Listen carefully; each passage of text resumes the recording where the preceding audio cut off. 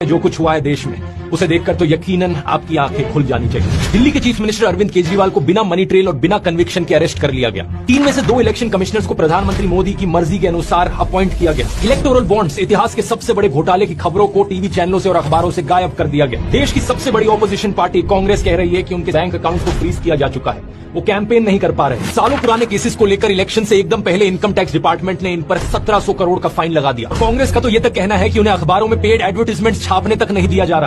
BJP वाले लोगों से सीधा कहना चाहूंगा कि थोड़ी सी भी शर्म आती है तुम लोगों को। कमला पसंद के brand ambassador Virender Sehwag tweet में लिखते हैं कि इन्हें बड़ी सेटिस्फैक्शन मिलेगी अगर देश को भारत करके एड्रेस किया जाएगा। सहवाग भाई, कभी कॉन्स्टिट्यूशन पढ़ा है?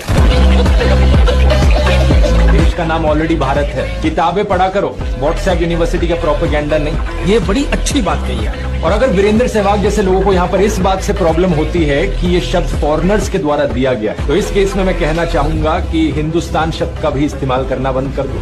अपने आप को हिंदू बुलाते हो, हिंदू भी मत बुलाओ, क्योंकि हिंदू शब्द ही फॉरेनर्स के द्वारा दिया गया है। और ये क्रिकेट क्या खेल रहे हो? ये तो ब्रिटिश के द्वारा दिया गया गेम है भाई। और जो स्कूल आपने शुरू किया है, इंटरनेशनल स्कूल, उसमें इंग्लिश क्यों पढ़ा रहे हो? इंग्लिश तो फॉरेन भाषा है। एक्चुअली कोट पैंट पहनकर क्यों खड़े हो? धोती कुर्ता पहन के खड़े हो।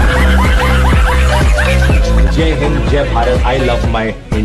इसका मतलब है कि अगर लद्दाख को 6 शेड्यूल के अंदर ऐड कर दिया गया तो मोदी सरकार के पास ये पावर नहीं रहेगी लद्दाख की जमीन के ऊपर। इसका मतलब लद्दाख की जमीन को, लद्दाख के जंगलों को प्रधानमंत्री मोदी अपने मित्र को नहीं बेच सकते। वो तो ये चाहते थे कि यहाँ के हर घाटी में खनन हो, माइनिंग हो, उद्योग लगे, और लद्दाख के लोगों को इसी बात का डर था। सोनम वांगचुक और लद्दाख के लोग नहीं चाहते कि उनकी जमीन को कॉर्पोरेट एक्सप्लॉयटेशन के लिए ओपन अप किया जाए। ऐसा करना न सिर्फ वहां के लोगों से उनका अधिकार छीनना होगा, बल्कि देश के पर्यावरण के लिए भी बहुत खतरनाक होगा। लद्दाख एक बेहद सुंदर लेकिन इकोलॉजिकली सेंसिटिव हिस्सा है देश का। यहाँ के पहाड़, यहाँ की वादियां इतनी अनोखी हैं जैसी दुनिया में कहीं और नहीं। दुनिया की सबसे रेयर और एंडेंजर्ड एनिमल स्पीशीज यहाँ पर पाई जाती हैं, जैसे कि स्नो लेपर्ड या टिबेटन एंटीलोप। यहाँ की लेक्स का पानी इतना क्रिस्टल क्लियर, इतना साफ है कि देखकर यकीन नहीं होगा कि इतनी सफाई भी कहीं हो सकती है। और अगर आप कभी लद्दाख गए हैं तो आप जानते होंगे कि यहाँ के लोग कितने भोले और कितने साफ दिल के हैं। इन लोगों का कल्चर, ट्रेडिशन, ये मोनेस्ट्रीज और ये फेस्टिवल्स इतने बेहतरीन है कि दुनिया भर से लोग आते हैं इन्हें देखने।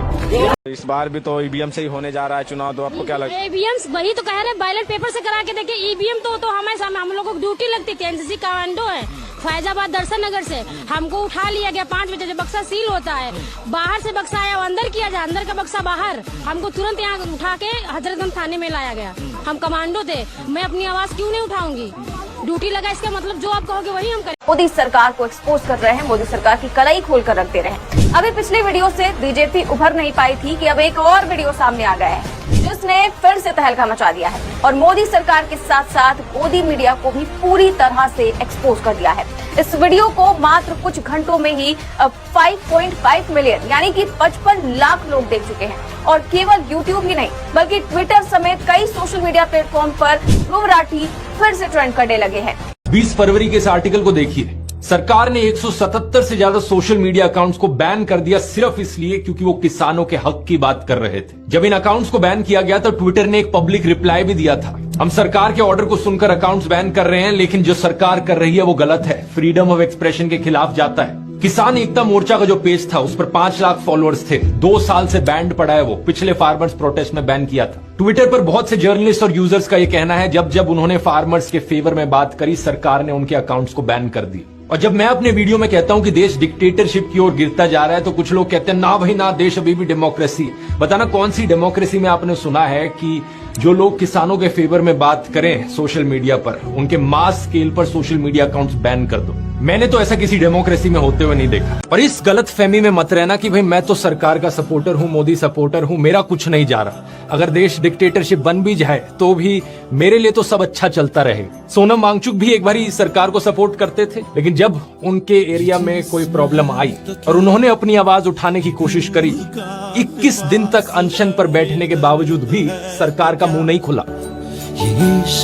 लेकिन Rajat Dalal versus Rajveer, Maxwell versus Elvish, Thugesh versus Rajat Dalal, ये लफड़े नहीं होते। लफड़े क्या होते? ध्रुव राठी वर्सेस सीधा बीजेपी।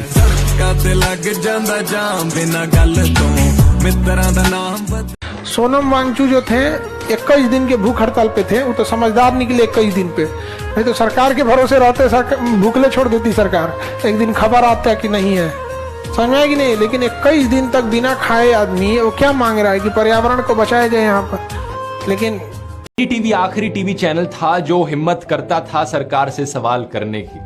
अल्टीमेटली उसे भी प्रधानमंत्री मोदी के दोस्त गौतम अडानी ने खरीद ली। आज के दिन टीवी न्यूज का पूरी तरीके से अंतिम संस्कार हो चुका है देश में। सरकार जनता के पैसे से एडवर्टाइजमेंट के नाम पर इन टीवी चैनल्स को बहुत सारा पैसा देती है और ये टीवी चैनल्स जनता की ही आवाज को दबाने का काम करते हैं। अगर असली खबरें आप तक पहुंचे ही ना तो क्या आप फ्री और फेयर तरीके से डिसाइड कर पाओगे किसे वोट देना है? चाहिए मेरी देसी लुक पे मार जागा मेरा गुड़ बावली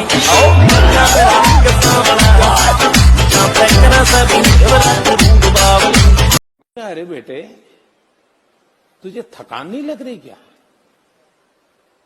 ये जो बंदा देख रहे हो आप ऊपर, ध्रुव राठी, जानते हो इनको? तो आजकल ये बीजेपी के बड़े हाथ धोकर पीछे पड़े हैं, हाथ धोकर क्या नहा धो के पीछे पड़े हुए हैं, जानते होंगे आप। तो इस बंदे को बीजेपी आईटी सेल वालों ने चैलेंज किया कि इतना ही दम है तो जर्मनी से इंडिया आकर दिखाओ, और ये बंदा अगले ही दिन इंडिया गेट पर आके रील बना रहा है। हिम्मत देखो बंदे की, सैल्यूट है भाई।